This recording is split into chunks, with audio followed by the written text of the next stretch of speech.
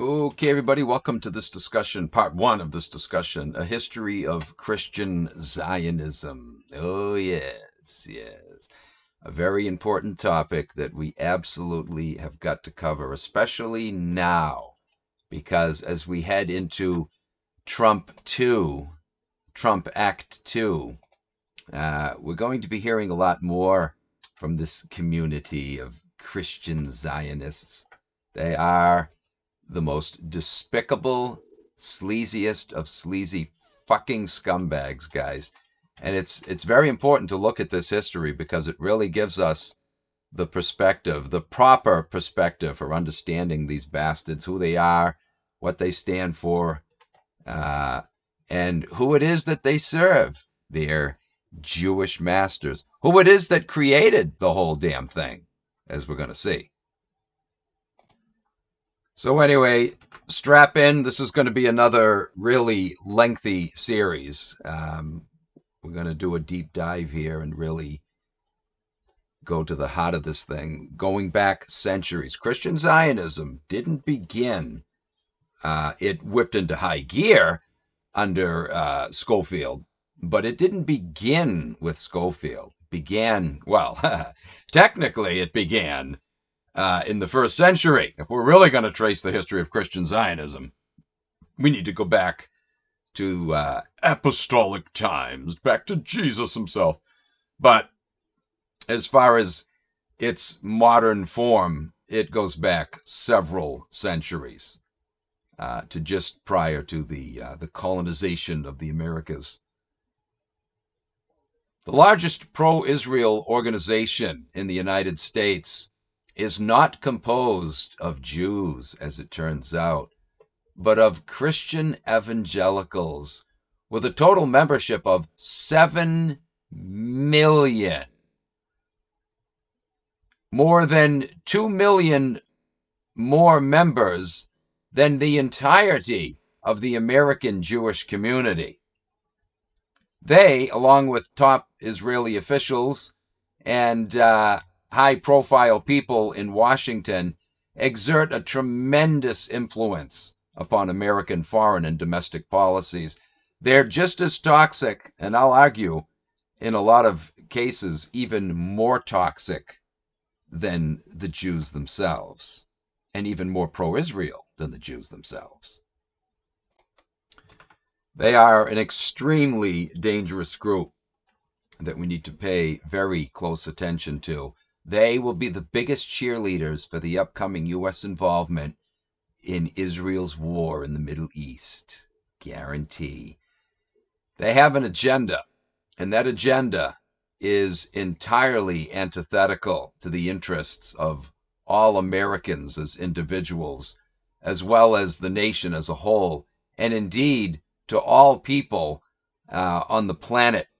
Christian Zionism is just as toxic, if not more so, than the elite Jews themselves, because the whole movement was, of course, created by them, for them, of them, and has been directed by them every step of the way ever since, as we're going to see.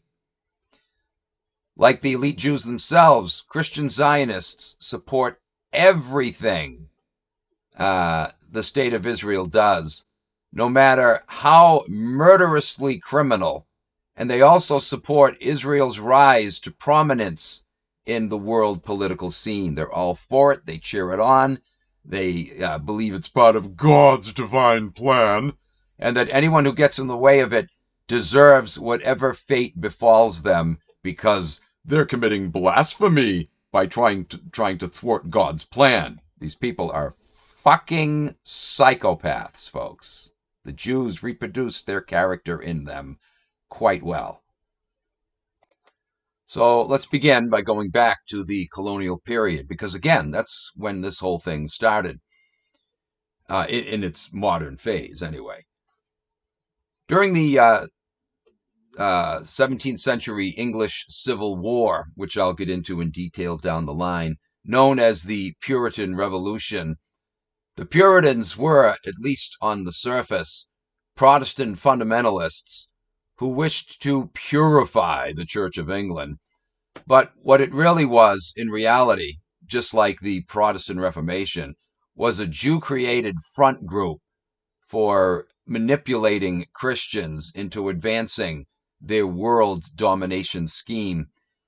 And so what was happening here specifically was a revolution in which the Jewish third faction was revamping the British government to once again open its doors to Jews through Puritanism, which they ultimately accomplished through their little puppet Cromwell. And then from there, to use British money and might to and means, to set up a colony over here that they would eventually use to help set up the Jew world order. This was all laid out again by Francis Bacon in his New Atlantis, right? Don't forget, he laid out how this new colony in the Americas would be called Ben Salem, which means son of Jerusalem, and how the king of Ben Salem would be answerable to the king of Jerusalem ultimately, would be doing the bidding of the Jews, in other words. Anyway, some of the Puritans were known as separatists, having separated from the Church of England altogether to form their own church. And they were the ones, of course, that laid the groundwork for ultimately setting up the United States, a place where Jews could go and set up their crime syndicates and not have to worry about government suppression of their freedom to engage in their criminal activities, as they would be able to hide behind the banner of racial and religious equality, freedom and justice for all, just like the mantra of the French Revolution, very similar, right? Also orchestrated by Judeo-Freemasons. Anyway, the Puritans in general felt that Parliament and not the king should have the final say, and that the moral guidance for all legal decisions should come from the Jewish Bible, the Old Testament, which they considered to be the highest authority in all matters. They wanted authority away from the king, though, because that's what the Zios wanted, right? The third faction wanted power taken away from the king and away from the popes, too, as well. But this was an effort on their part to reduce the power of the king in England, for starters. And, to introduce the concept of democracy, which is right up their alley, because they know that the masses are always easily influenced by propaganda, so they can make it look like it's the will of the masses that's being carried out when the masses were manipulated in a direction they want them to go. Anyway,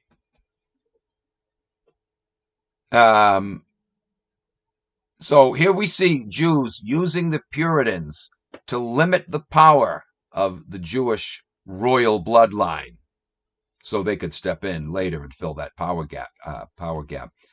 They had already successfully castrated the priestly bloodline at the Vatican, right, through the Protestant Reformation. They didn't complete the job, but it was well underway. The Pope at this point had lost a lot of his authority, the Vatican in general. Now they're working on the kings, ultimately through revolutions. You had the British Revolution right at this time, which led to Jews being allowed back into the country, right? And then later, of course, American Revolution, the French, the German revolutions, which, even though they didn't succeed, it set the pace for Jewish emancipation with all of these wars they were staging across the European scene, the setting up of central banks in each country, and then later, of course, World War I, World War II, and the rest is history, right? Giving them ever increasing amounts of power, which with each one of these wars and or revolutions that they would stage. Anyway, so they took down, or at least neutralized, the Vatican, and now it was time for the other faction, the royal bloodline. And Christian sectarianism was just the right tool to do this. This was Christian Zionism at its finest, utilizing the Christ cult as a Jewish third faction political tool. Anyway, being obsessed with the Old Testament, the Puritans as a whole came to identify their political struggle against England with that of the ancient Hebrews against the Pharaoh, as recorded, in the book of Exodus. Even their trip across the Atlantic was likened to the escape of the Hebrews across the Red Sea. Going to the Americas was considered the new promised land. There was even talk after the separatists came to America of making Hebrew the official language of the colonies. Make it much more easy for Jews to come over and be accepted, right? William Bradford of the Plymouth Colony had studied Hebrew religiously and stated that he did so because it was, quote, the holy tongue in which God and the angels spoke. Right. The obviously Christian Zionist and probably crypto-Jew, as well as a Masonic member of the Royal Society, their minister, Cotton Mather, had referred to the American colonies as the New Jerusalem. Yeah. Don't forget, that son of a bitch took part in the burning of the witches, right? The Salem trials. What an evil little prick. We'll have more to say on him as we go along. Him and his daddy, too. Both of them. Anyway, Increase was his name. What a weird name. Increase Mather was the father of Cotton Mather. Both of them were literally rabid Christian Zionists, even though the term Christian Zionism wasn't even coined yet. Just like Zionism is as ancient as Judaism, even though the term didn't come into vogue until the late 19th century.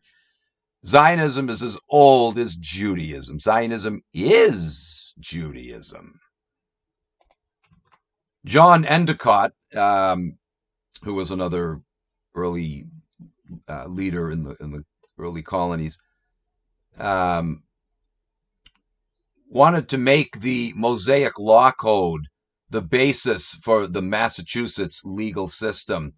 Notice, these guys were supposed to be Christians, and yet their whole focus was not the New Testament, but the Old Testament. Oh, yeah. Jews weren't behind that. It was because the Puritans identified so strongly with ancient Israel that they chose to so closely follow the Old Testament. And the reason for this close identity with Israel, again, is so that Jews could ultimately settle in the American colonies in great numbers without being limited in their involvement in economics and politics and whatnot. Anyway, it was actually in 1609 that the separatists had decided to sail for America on the Mayflower. After settling Plymouth Colony, they called themselves Pilgrims because of their wanderings in search of religious freedom, like the Hebrews supposedly. The Puritan culture of New England was marked from the outset, and all by third faction design, by a deep association with Jewish themes. No Christian community in history identified more strongly with the Israelites than did the first generations of settlers of the Massachusetts Bay Colony. They believed their own lives to be a literal reenactment of the biblical drama of the chosen ones. They were the new chosen ones, the new children of Israel. And they lived their lives around Yahweh's holy covenant and his divine law. This was all brainwashing set up so that as more and more Jews had moved into the colonies, they wouldn't stand out so starkly. And so they so identified themselves with Jews that ultimately they began, because of their preachers pumping this into their heads, they began pushing for, cheering on the Jews to be reestablished in their God-given homeland. Again, Christian fucking Zionism. Since these pilgrims viewed themselves as the persecuted victims of the sinful Christian establishment of the old world, England, they also had a natural sympathy for the Jews of their own time, identifying with them. We can relate to your sufferings. Everything was going according to plan, in other words. The American colonies were being set up for Jewish domination, and the religious leaders of the pilgrims were certainly doing their part to brainwash their gullible followers in that direction. Preacher Cotton Mather repeatedly referred to the Jews in his prayer for their conversion as God's beloved people. You tell me he wasn't a crypto.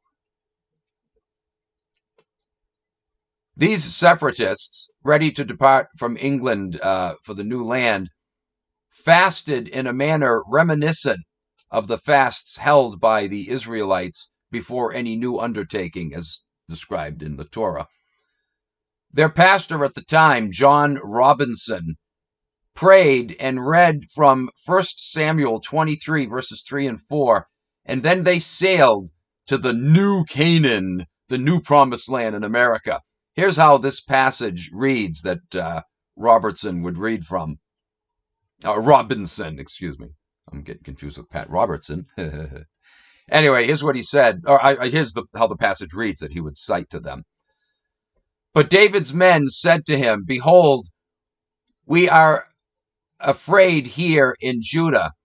How much more then if we go to Keilah against the armies of the Philistines?" Then David inquired of the Lord again, and the Lord answered him and said, "Arise, go down to Keilah, for I will give the Philistines into your hand." You see what he's saying here? This is how he would comfort the pilgrims who were concerned that, well, we know that there's native inhabitants there and they might not take too kindly to us settling. Don't worry. Don't forget the promise that Yahweh gave to David, that the Philistines would be given into their hand. Yahweh is going to do the same for us as he did for the original chosen ones. We're the new chosen ones, and God's going to do this for us. This was great propaganda designed to convince the blind separatists, or early Christian Zionists, that their mission was divinely ordained and they can't go wrong because God was going to protect them and give them victory over any troubles they might run into with the native inhabitants. Thus, the natives were viewed as evil Canaanites, the modern Canaanites, the heathen, the worshippers of false gods, or a false god anyway, not the true God Yahweh, but this heathen great spirit. Anyway,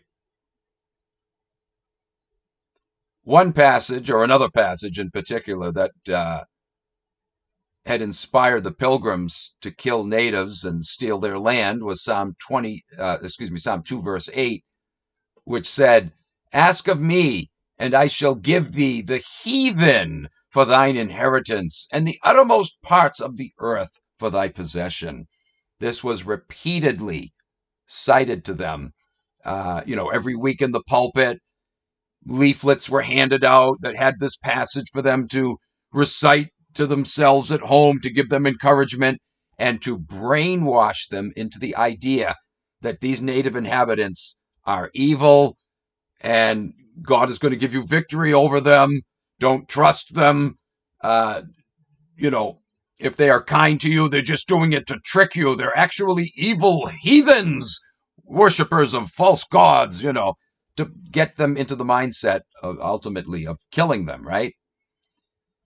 These early Christian Zionists were not only made to be more accepting of Jews, but to embrace the supremacist attitude of the ancient Hebrews that they identified with so that they would develop it themselves. The Jews were reproducing their defective, sleazy characters in these dumbass pilgrims. And all the while, all of this religious propaganda bullshit, what it was doing, without them even realizing it, of course, was getting them to clear the way for the Jews to take control of the very colonies that they were setting up, clearing the path for them, getting rid of the natives so that they could later move in and, the coast would be clear for them. And so it is today with Christian Zionists, right? Who are helping Jews to gain even more power here in the U.S. and supporting their utilization of our military to buttress the nation building of Israel in the Middle East, to establish Eretz Israel, to take over the entire Middle East, which the Zionist Christian world today sings the praises of, right? God promised Abraham that he would give his descendants the land from the Nile to the Euphrates. It's their land. They have the divine land deed from God, Fucking unreal, guys. So has anything changed? No, it's the exact same fucking game played by the same people using the same playbook. And the dumbass Christians of today, most of them, are still following right in line with it as they did centuries ago. Early in 1620, the very year, of course, that the Pilgrims landed in Plymouth, a solemn day of prayer was observed. Pastor Robinson spoke, again quoting from 1 Samuel 23, 3 and 4, by which he strove to ease the Pilgrims' fears and to strengthen their determination. The next major group of Pilgrim settlers to arrive in New England in 1630 was headed by John Winthrop, and shortly thereafter, the Massachusetts Bay Colony was officially founded. It was ruled initially by an elite of leading Puritan families in the tradition of the Hebrew Scriptures, of course. The Massachusetts Bay Colony was, at the very least, a state inspired by and thoroughly devoted to, just like the Puritans themselves, the Jewish playbook called the Bible, the Torah particularly. Over and over, the line of propaganda was reported to the people by Governor Winthrop, or was repeated, where he would say, quote, "If we keep this covenant, we shall find that the God of Israel is among us. But if we deal falsely with our God, we will be consumed out of the good land." Those were his words that were repeated to them again and again. So it gave the whole thing a divine connotation. And so what was being done with them without them even realizing it is they were being brainwashed, propagandized into thinking that this whole mission was divine and that everything they did was according to God's plan, including, of course, wiping out the goddamn natives, which is why Christian Zionists today have no problem with the native inhabitants of Palestine being driven out. It's the same mentality, guys. Same brainwashed, twisted, fucking Jew-instilled mentality. Just as the Old Testament had called for the punishment of those who did not comply with Mosaic law, so was this the case with Puritans who transgressed the ancient Hebrew Scriptures. Failure to abide by the strict reading and literal interpretation of the Hebrew Bible was severely met with severe punishment.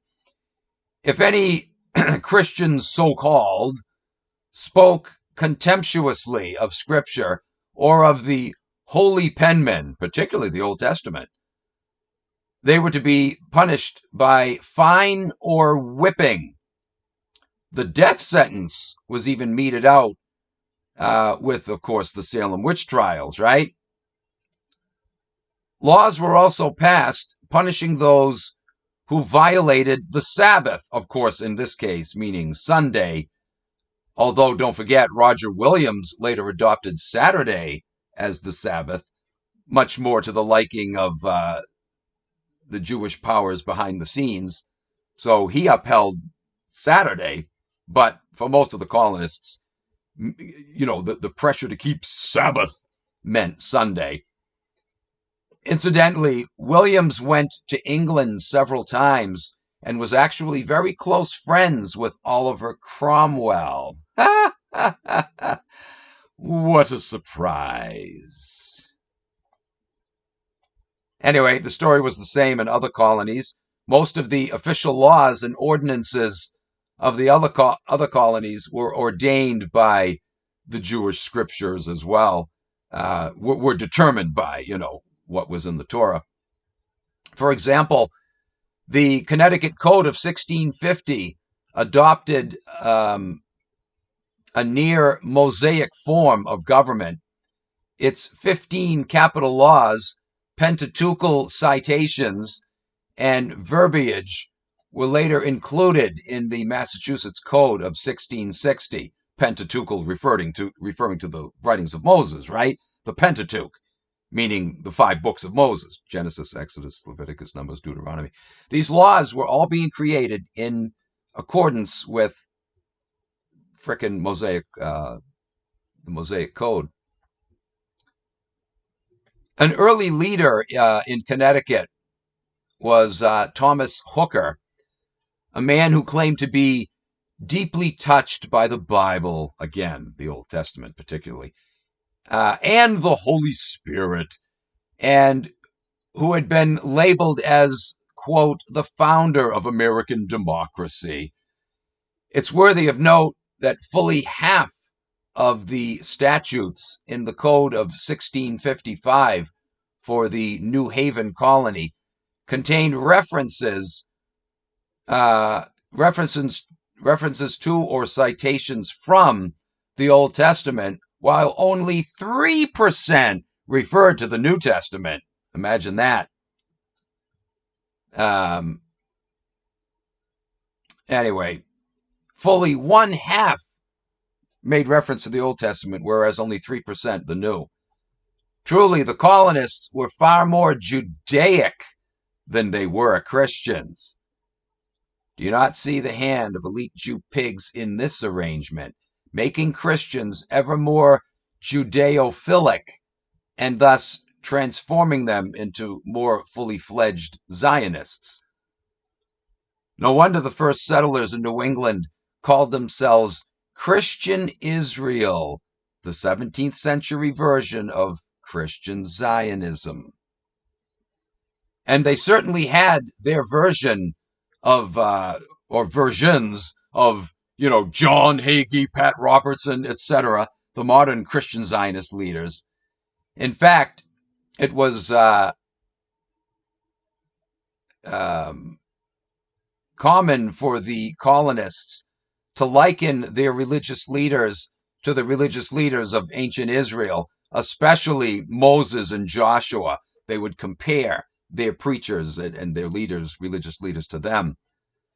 So we shouldn't be surprised to discover that names like Daniel, Jonathan, Esther, Enoch, Ezra, Rachel, etc. were commonly assigned by parents to their children in early America instead of John, James, Peter, Jude. Isn't that interesting? They were given Hebrew names. And all the while, the names of Christian saints were scarcely given, again, to children of that period. Also, the names given to cities and towns were likewise derived from Hebraic sources. Towns were being called Canaan, Salem, Bethel, Bethany, and on it goes. All of this Zionification of Christians in the colonies was not only prepping them to accept Jews into their midst, but it was also conditioning them to becoming supportive of the creation of the state of Israel, which is the real aim of, modern Christian Zionism.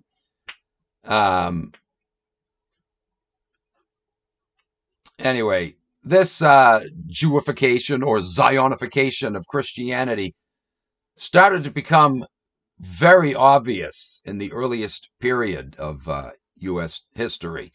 For example, founding father John Jay, who was also the president of the American Bible Society, as well as a prominent Freemason, went on record as saying that, quote, "A time will come when all the 12 tribes of Israel shall be restored to their country and be a praise in the earth, but that until then, their blindness will not be sooner removed, and thus their conversion is not to be sooner expected." Did you catch that? Not only was this anticipating a future setting up of the state of Israel and that the Christian world should support this because it's God's will, but he was actually stating that there would be a future mass conversion of Jews to Christianity. They were saying this because they knew a lot of Christians wouldn't be so supportive of the Jews if they weren't led to believe that there was going to be such a conversion, right? And of course, Paul made the comment that all of Israel shall be saved. And so passages like that were being cited, just as they are today among Christian Zionists, right? It's believed by the Zio Christians that Jews are going to be converted, which is one of the reasons why I say, guys, I do believe that they're going to do that. They're going to stage this fake fucking conversion. And that's going to convince, or more fully convince, not only the Christian Zionist crowd, but a lot of the so-called non-Zionist Christians. They're going to be jumping on board too with Jew land and being supportive of it, and won't have any problem anymore. Whereas now they're protesting what's being done to the Palestinians. They won't protest it then because now it'll be done in Jesus' name. So that'll make it acceptable, you see. What is currently an abomination to them will become holiness and righteousness when it's done for the great Jesus. You see how fucked up this religion is, guys? Anyway, these views were popular not just with Jay, but with a number of other contemporary Christian leaders. So the message to Christians was this: support the creation of the state of Israel, even though Jews aren't Christians. Give them time, they will convert later. This was Christian Zionism to the hilt. A very important part of the early Christian Zionist movement was known as restorationism, which meant support for Jews to be restored to their alleged holy land that God had given to them. They called it restorationism. This concept appeared very early on, but at first was not warmly received across the board. It took some time, some effort of propaganda constantly being drilled into them. Pamphlets and booklets about end-time theology began to appear in Europe among the Dutch colonists, the French Huguenots, and the Reform movement in the Lutheran Church in Germany. But the Puritans of England were among the first to espouse the restorationism doctrine. And this, of course, is where the idea of British Israelitism came from, which was, the essence of Christian Zionism, right? That's what was carried over here and ultimately became what is called Christian Zionism today. But it started with British Israelitism and this doctrine of restorationism. Anyway, Francis Kett was among the major early proponents of this idea. A scholarly man educated at Cambridge in 1585, he published the book the glorious and beautiful garland of man's glorification, containing the godly ministry of heavenly Jerusalem. What a long title that was. Anyway, in this work, he wrote of, quote, the nation of Jewish national return, the notion, I'm sorry, of Jewish national return to Palestine. So here it was in the late 16th century, guys. Already this idea is being pushed. Keep in mind, this is just after the start of the main kickoff. I mean, it started in the early 1400s. But with Martin Luther, this is when the Protestant Reformation really started to kick into high gear. And so here he is now, as the Protestant Reformation is taking hold. Now, Protestants are being pumped with this idea to support the return of the Jews to their so-called homeland. You see how very early on they were using Christians to help forward this agenda of theirs. But things didn't fare well for him at this time. He was subsequently labeled a heretic for his biblical views, and on January 14, 1589, he met his death by being burned at the stake. So Christians weren't buying it initially anyway.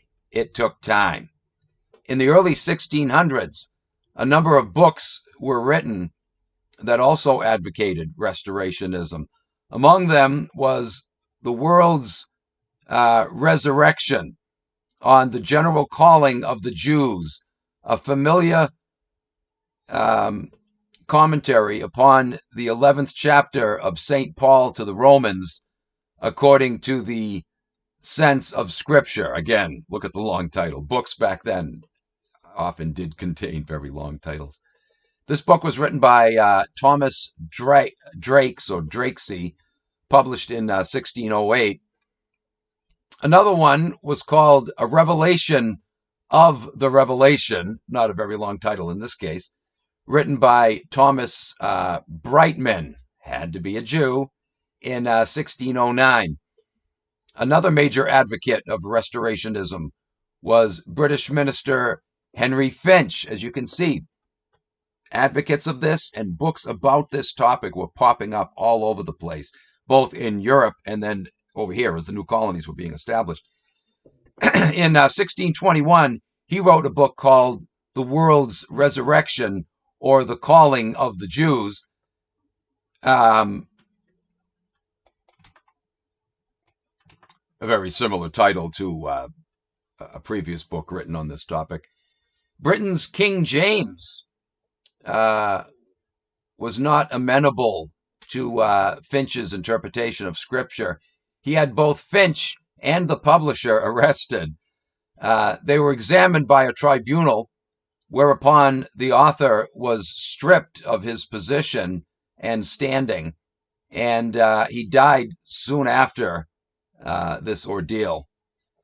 What was going on here is that King James was fearful that this was a third faction, and rightly so, he was fearful, that this was a third faction attempt at setting up a Jewish state rather than himself or one of his successors. He wanted to be the one to do it, right? He didn't like that, that there was competition for this with himself.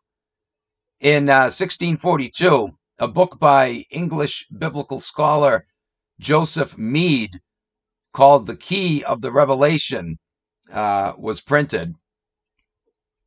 It was followed in 1639 by Thomas Goodwin's publication called An Exposition of the Book of Revelation. And in this book, Goodwin taught that the Jews would become Christians by 1656. Do you see again how early on there was this anticipation of a great conversion of Jews to Christianity? Christian Zionist leaders to this day, guys, preach this all the time. It's coming. God's going to work a miracle. He's going to bring his people around to seeing that Jesus is the Messiah. This went on in the Dark Ages, right? A lot of Jews, at least, faked conversion, right? for various reasons, usually to avoid an expulsion or getting burned at the stake or whatever. They're going to do it again, guys. And once again, Christians will fall for it, as they have done in centuries past. Many who believed Goodwin's theory believed in Jewish restorationism as well, that they needed to be brought back to their so-called Holy Land that God gave them. Queen Elizabeth I's ambassador to Russia, Giles Fletcher, was also an advocate of restorationism and wrote the long-titled treaty Israel Redux, or the Restoration of Israel, exhibited in 2 short treatises. During the 17th century, Puritan religionists in Great Britain had continued to teach this dogma of restorationism. One of the most vocal was John Owen, a Reconstructionist church leader and theologian. I'm sorry, a nonconformist. My gosh, my eyes are getting tired. Sorry, guys, playing tricks on me. Reconstructionist. That's coming up soon. I'll be talking about that on my Truth Hurts channel, the Reconstruction era. Anyway, he was a nonconformist church leader and theologian. He penned these words: "The Jews shall be gathered from all parts of the earth where they are scattered and brought home into their homeland." Wow, look at that. Look how early on this idea of the Jews being brought back to their Holy Land and using Christians to cheerlead for this. Look how early on this idea was being pumped into the minds of Christians, turning them into Zionists, right? Of course, being a Christian, you're already a Zionist to some degree, right? You follow their playbook, but they wanted them to be more rabidly Zionist. In 1790, Richard Beer, who was a rector in the Anglican Church, sent a letter to Prime Minister William Pitt the Younger to encourage support for a move to restore the Jews to their homeland. Already now, the religious world was putting pressure on politicians to set up a state of Israel. 1790, guys. Beer was convinced that that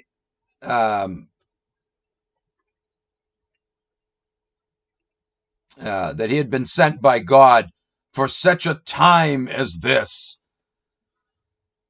The list is long of European Christian leaders who, on behalf of their Jewish masters, championed the restorationist cause in their propaganda publications. Another such person was Isaac de la Pereire, who wrote in Du Rappel des Juifs in 1643 that, quote, "The Jewish people, since they were the first to be elected by God, will one day be recalled to the Holy Land as reestablished as the children of God," and reestablished as the children of God. Wow, wow, wow. This was 1643, guys.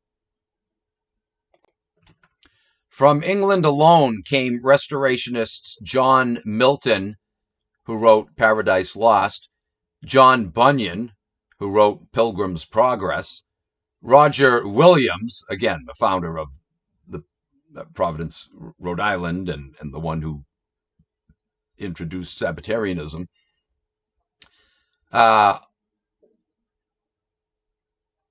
Let's see.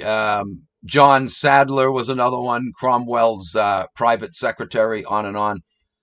Another individual who favored allowing the Jews to return to the Holy Land was John Toland, who was an Irishman who frequently debated the subject of theology and politics and would work this theme into his debates, the importance of restoring the Jews to their Holy Land. So Christians were constantly having this idea pumped into their head.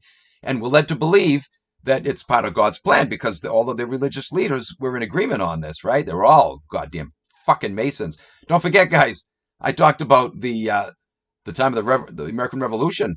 All of the ministers at that time, almost without exception, were in fact free fucking Masons. And so they were singing the praises of the revolutionary movement. That's what motivated a lot of people, aside from getting drunk and going to the taverns and hear that shit, propagated to them there.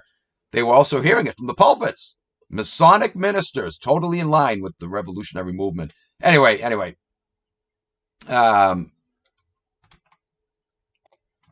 John Toland even published a pamphlet entitled Reasons for Naturalizing the Jews in Great Britain and Ireland on the Same Footing with All Other Nations. So he was all for them returning and being accepted in England, and of course being ultimately restored to their so-called Holy Land. While it didn't have a succinct title, the booklet was seen as the prototype of the civil rights movement for Jews, anyway. Writer and theologian Holger Pauli of Denmark, a member of the Lutheran Reform movement, had touted the belief that since the Apostle Paul had written that the Messiah would return to Zion, the Jews had to return to Palestine as a precursor to his arrival. So this was to motivate Christians to want to hurry up and get Jews over in Palestine so Jesus can return. A lot of them were led to believe that had to happen as a precursor. Christian Zionists have a similar belief today, right? That the temple has to be rebuilt. Because Paul said that the Antichrist would set himself up in that temple before Jesus came. So, it's the same shit, right? He also advocated for the Christian nations of Europe to launch a crusade to wrest Palestine from the Muslim rulers, the Ottomans, and restore it to its rightful owners, the Jews. Here it was, guys, another crusade. They tried it centuries earlier, several crusades, and they did get control for a time, but, they eventually lost control. The Muslims got control back. Now here it was again, calling for another crusade, so Jews could get back their so-called promised land. Pauli dispatched letters to Dutch King William III, who ruled England. Appealing to the ego of the monarch, Pauli suggested that such a move would place William in the same category as Cyrus, the Persian king in the Old Testament, who greatly assisted the Israelites. And this will win you praise from your constituents who are Christians who are looking forward to this, Can you not see how Jews have completely used Christians to do their work for them all along, guys? It's a Jewish creation, so of course Jews used it. Just like Islam, right? They've used Islam handsomely many times over the centuries, just like Christians, another one of their creations.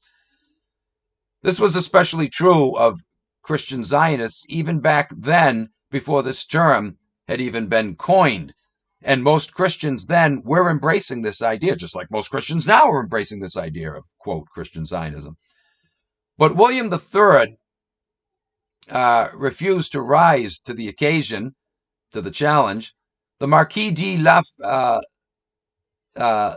Langelier of France, I almost said de Lafayette, was among other early Zionists.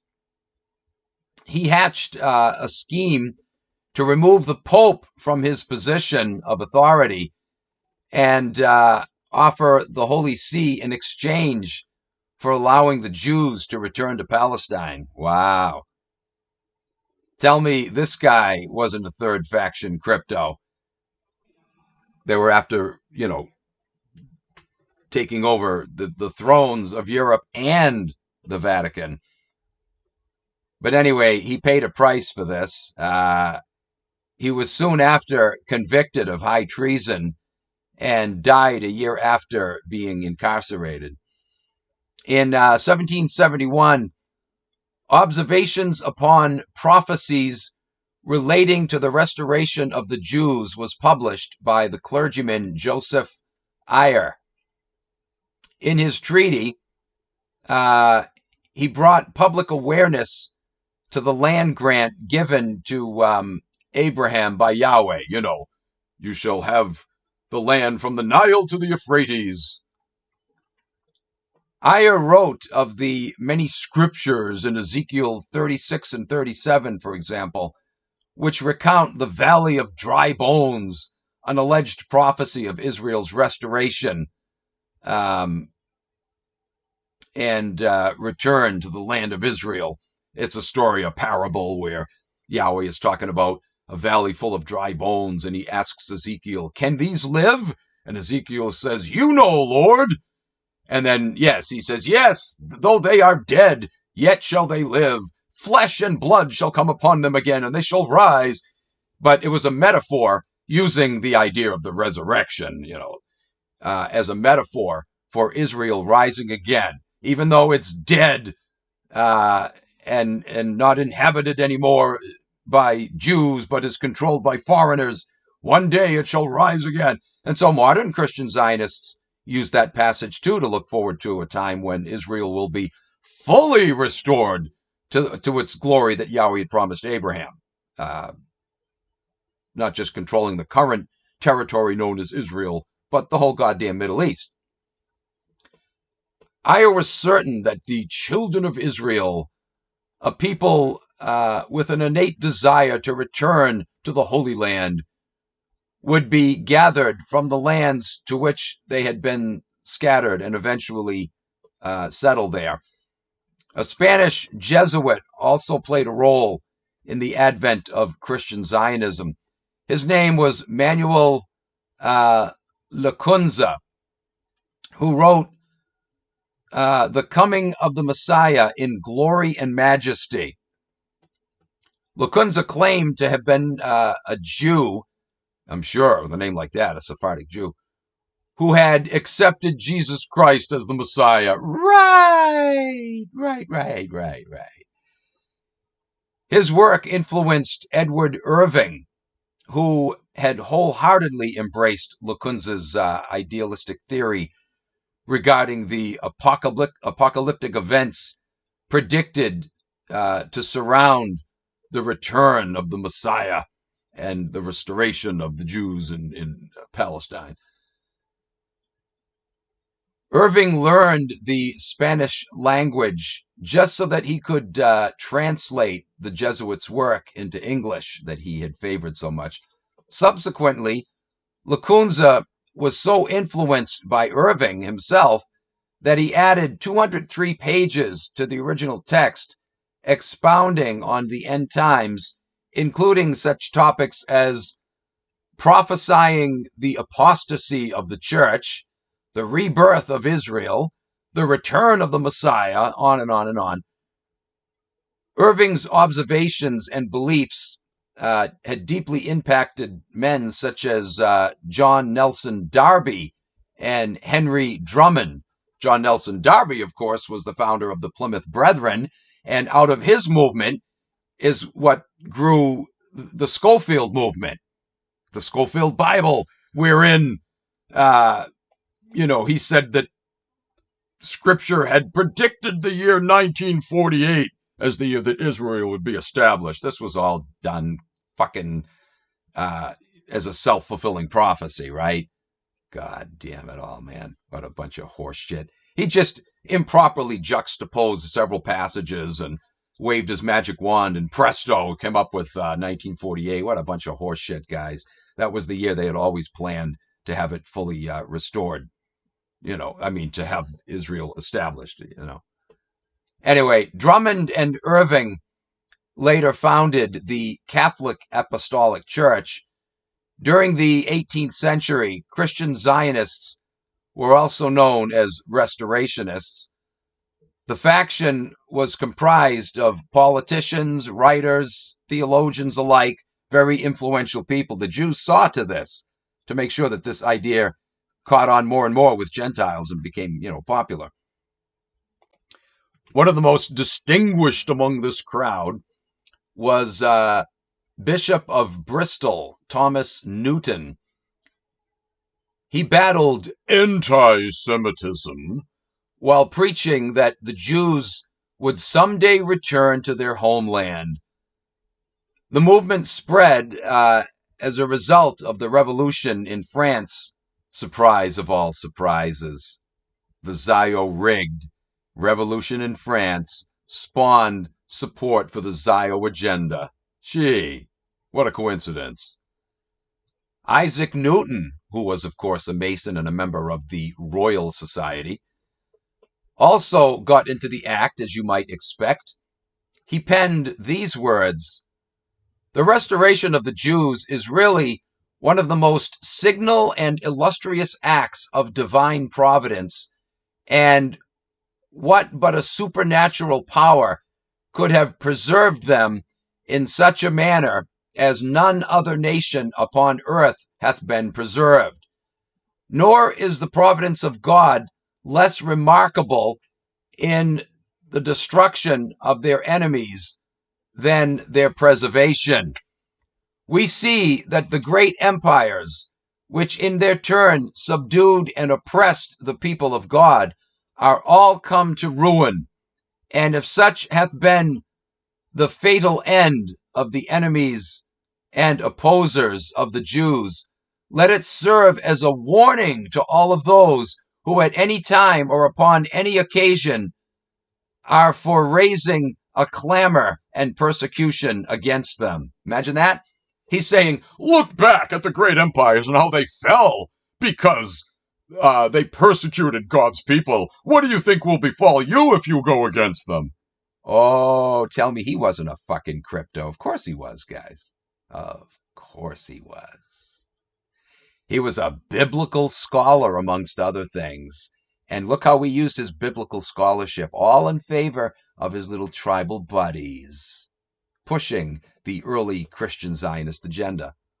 What a piece of shit. I'll talk more about him sometime. What a raging scumbag he was. Anyway, guys, that concludes part one. Lots and lots more to come, though. So thanks for joining me, guys. We'll catch you in part two. Take care.